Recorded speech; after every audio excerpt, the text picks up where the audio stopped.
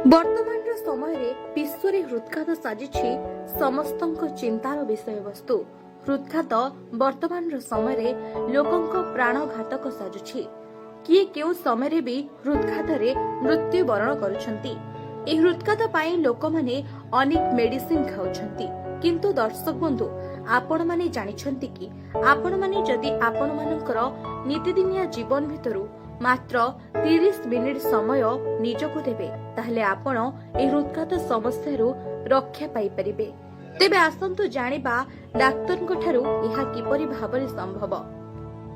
वर्तमान समय जो एम्स अध्ययन करा जायछि प्राय 2023 नवेम्बर 2025 अप्रैल पर्यंत गोटे स्टडी से माने करिथिले जो प्राय 200 रोगी को स्क्रीनिंग करा जायतिला और 40टा रोगी ऊपर से माने स्टडी करिथिले जे आमे केमिति हृदघातरू बंची पारिबा, केमिति हार्ट अटैक किंबा माइक्रोल इन्फ्राक्शन को आमे केने प्रिवेंट करि पारिबा। तो मुख्यतः एथरे से माने सूर्य किरण रे बसिबा को गोटे स्टडी से माने करिसंती एवं देखा जाउची जो माने सूर्य किरण रे बसुसंती प्रत्येक दिन सकाळे 30 मिनिट सेमान क्षेत्र में हृदघात समस्या किंबा हार्ट अटैक बहुत कम देखा दउची किंबा बहुत मात्रा प्रिवेंशन भी हो। इवन जो माने भी हृदघात शिकार होइचंती जदि से माने सूर्य किरण रे बसुछंती 30 मिनिट किंबा जो सनलाइट थेरापी आमे कहूचे तो सेमान पाखे कॉम्प्लिकेशन भी कम देखा दउची किंबा मेडिसिन आवश्यकता भी बहुत कम बढ़ुची। तेणु हुए तो आमे कहि परिबानी जे मेडिसिन बिल्कुल दरकार नहीं बोली, किंतु जदि आमे जो सनलाइट थेरापी आमे व्यवहार करिबा तो जो मानक पाखे हृदघात रिस्क होची से माने भी बेनिफिट पाई परिबे एवं जो माने ऑलरेडी हार्ट अटैक है जो मेडिसिन खाउछन से मानकर भी मेडिसिन बर्डन भी कम हो पारिबो। तो ये जो स्टडी रे देखा देइची एवं जो 30 मिनिट प्राय तो से माने कहिछन जे अल्टरनेट डे किंबा प्रत्येक दिन आपन जदि सूर्य किरण सकाळ टाइम सूर्य किरण जदि आपन 30 मिनिट बसिबे तो सेटा आपन हार्ट ऊपर बहुत किसी प्रोटेक्टिव फैक्टर रहउची। केवल हार्ट अटैक न विभिन्न अन्य कार्डियोलॉजी जनित समस्या, विभिन्न बोन जनित समस्या, स्किन जनित समस्या ए सब भी भल होई पारे। हमें जानि जे सूर्य किरण सनलाइट रो बहुत किसी बेनिफिट फैक्टर थाए। तो सबुठ मुख्य जिनिस होउची विटामिन डी।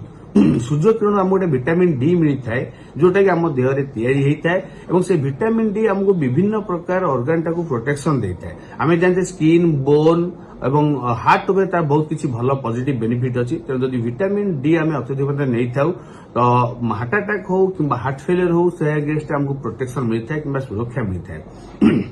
द्वितीय जिनस हूँ सूर्य किरण में जो अल्ट्राभायोलेट रश्मि थाए सी आम देहरे थिबा जो देहरे नाइट्रिक ऑक्साइड प्रोड्यूस करता है।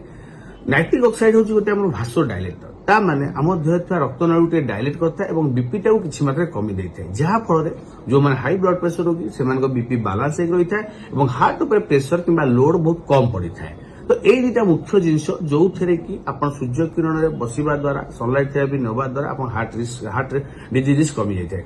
ता सहित सूर्य किरण बसवा द्वारा आमर मेलाटोनिन सप्रेसन हो गोटे बायोलोजिकल किंबा सर्केडियन रिदम बालांस होगी थाए जहाँफल आमर हार्ट हो कि स्वास्थ्य हो ओभरऑल मेंटेन ही बालांस होता है। कारण जानीचे बायोलोजिकल क्लॉक किंबा सर्केडियन रिदम ठीक न रही विभिन्न प्रकार समस्या देखा देता है। तो सूर्य किरण बसवा द्वारा आम देह बायोलोजिकल क्लॉक भी ठीक 24 आवर मेंटेन बालांस होता है। तो मुख्य तीनोटी जिनिस विटामिन डी, नाइट्रिक ऑक्साइड और बायोलोजिकल क्लॉक आमर सूर्य किरण आम देहरे हार्ट किंबा आमर सुस्थ रही हृदघात जनित समस्या कि हार्ट फेलियर जनित समस्या भी दूर हो पार। तेणु जो माने हाई रिस्क अच्छा माने डायबिटीज हो, ब्लड प्रेशर रोगी, हाई कोलेस्ट्रोल रोगी किंबा जो मानू फैमिली हार्ट अटैक हिस्ट्री अच्छी, ब्रेन स्ट्रोक हिस्ट्री अच्छी से माने प्रोन माने संवेदनशील वर्ग जो मानू हार्ट अटैक हबार आशंका थाए। तो से सनलाइट थेरापी व्यवहार करूँ।